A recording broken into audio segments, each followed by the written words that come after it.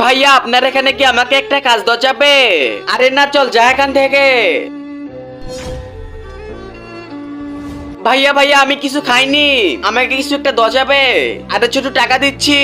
আরে ভাইয়া টাকা লাগবে না, আপনার এখানে কি আমাকে একটা কাজ দিবেন? আরে বেটা তুমি চলে যাও, আমি কোনো লোক নিব না।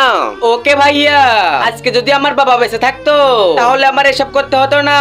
আরে বেটা বুঝতে পেরেছি, তুমি আমার সঙ্গে চলো। আচ্ছা চলেন তাহলে। এই সুযোগে আমিও ঢুকে পড়ি।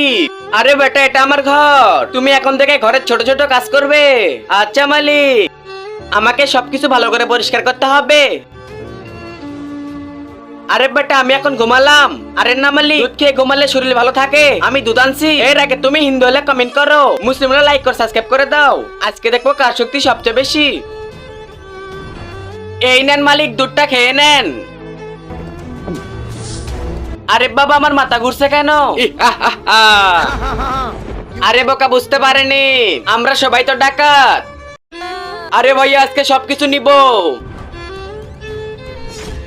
আরে বাবা কতরি টাকা! আরে আইফোন দেখা যাচ্ছে, আইফোনটাও নিয়ে নিই। দেখ শালা এখন কেমন লাগে। বন্ধুরা এইসব লোকদের থেকে দূরে থাকবে, না হলে আপনারও এই অবস্থা হবে। তাই এক্ষুনি সাবস্ক্রাইব করে দিন।